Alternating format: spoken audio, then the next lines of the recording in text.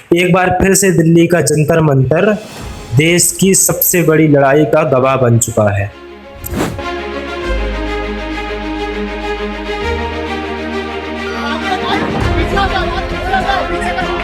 एक तरफ लाखों छात्रों की भविष्य की चिंता, दूसरी तरफ एक ऐसा व्यक्ति जिसने अपनी जान की बाजी लगाकर भूख हड़ताल शुरू कर दी, और उसके साथ खड़ा एक नया युवा आंदोलन जिसकी शुरुआत अभिजीत डिपके ने की। आखिर ऐसा क्या हुआ जिसकी वजह से सोनम वांगचुक फिर से अनशन में बैठ चुके हैं? कौन है अभिजीत डिपके? क्यों पूरे देश की नज़र अब दिल्ली के जंतर मंतर पर टिकी हुई है? आज हम जानेंगे इसकी पूरी कहानी शुरुआत से अब तक। कौन है सोनम वांगचुक? शिक्षा और हिमालय पर्यावरण पर लंबे समय से काम कर रहे, हाल के वर्षों में कई जन आंदोलनों के हिस्सा रहे। सन 2026 में देश भर में परीक्षा व्यवस्था और पेपर लीक को लेकर विरोध तेज हुआ। इस बीच अभिजीत डिपके द्वारा शुरू किए गए आंदोलन और कॉकरोच जनता पार्टी के प्रणाली में सुधार और जवाबदेही की मांग उठाई। 28 जून सन 2026 से सोनम वांगचुक इस आंदोलन के समर्थन में जंतर मंतर पर अनिश्चितकाल भूख हड़ताल पर बैठ गए।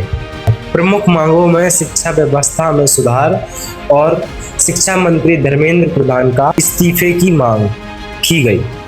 युवा कार्यकर्ता और कॉकरोच जनता पार्टी के संस्थापक बेरोजगारी, परीक्षा और घोटालों से जुड़े मुद्दों पर अभियान चला रहे हैं। इस आंदोलन के साथ सोनम वांगचुक भी जुड़े। जंतर मंतर में लगातार प्रदर्शन, छात्रों और सामाजिक कार्यकर्ताओं और कई राजनीतिक नेताओं का समर्थन और मीडिया में आंदोलन की चर्चा बढ़ी। और हाल ही में अरविंद केजरीवाल दिल्ली के मुख्यमंत्री धरना प्रदर्शन में पहुंचे और उनका समर्थन बढ़ाया। रिपोर्ट्स के अनुसार सोनम वांगचुक की खाना न खाने की वजह से तबीयत बहुत बेकार हुई और उनका वजन भी घटा, जिसकी वजह से वहां की जनता का चिंता का विषय बन गया है। दिल्ली हाई कोर्ट ने भी अधिकारियों से कहा है कि उनकी स्वास्थ्य का ध्यान रखा जाए और जरूरत पड़ने पर डॉक्टरों की सलाह से कार्रवाई की जाए।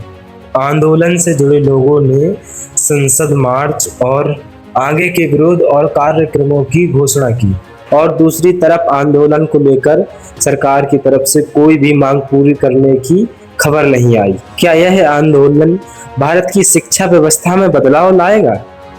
क्या छात्रों की आवाज सत्ता तक पहुंचेगी? यह आंदोलन भी इतिहास के कई आंदोलनों में इतिहास बनकर रह जाएगा? इस सवाल का जवाब आने वाला समय देगा।